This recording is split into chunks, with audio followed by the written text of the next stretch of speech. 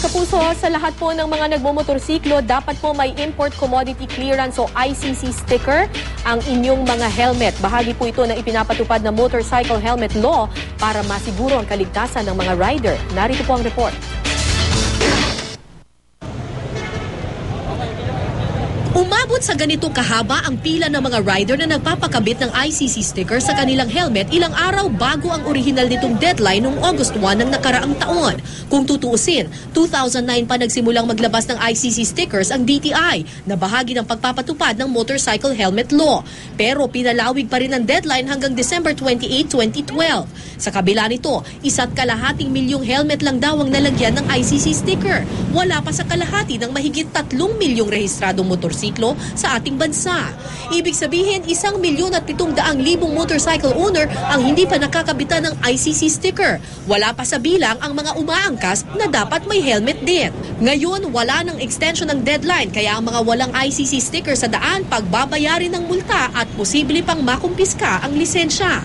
Paalala ng DTI, ang batas ay para rin daw sa kaligtasan ng mga rider. Hindi natin malalaman kung kailan mangyayari ang isang aksidente sa kalsada, pero may mga paraan para gawin nating ligtas ang ating sarili kung sakaling bumagsak tayo sa ating motorsiklo. Katulad na lang ng paggamit ng tamang helmet. Pero ang tanong, paano nga ba natin malalaman kung subok at sigurado ang helmet na gamit mo? May 3 component ang isang helmet, ang outer shell, inner foam at comfort liner. Kapag low quality ang shell at manipis o substandard ang foam, di nito mapoprotektahan ng ulo kapag na-aksidente. Kung kaya tinamaan yung ulo ng isang rider, siya yung ito yung mag-a-absorb. Normally, ito ang unang masisira. Tapos pangatlo, yung comfort liner. Okay. So dapat makapal ba to? May certain thickness siya palagi. Kasi sa mga helmet testing, no, dapat may tinatawag sila na maximum force allowed na ma-absorb ng helmet. If you have an ICC sticker, that's a guarantee that the helmet is safe? As long as the ICC sticker is not fake, as long as the ICC sticker is not tampered, and as long as the helmet did not, did not fall, or does not have a crack. Pero puna ng ilang rider, dami ko naman nakikitang nakadikit, China-made nga eh. Mga China-made, ipalo mo lang yan sa pader, basag yan. pero may ICC. May ICC.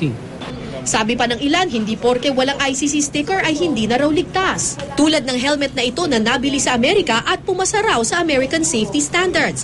At ang helmet na ito na ECE ang marka dahil pasado naman sa European Safety Standards. Even if it doesn't have this ICC, masasabi mo pa rin bang safe yung helmet na ito? Yes, for sure.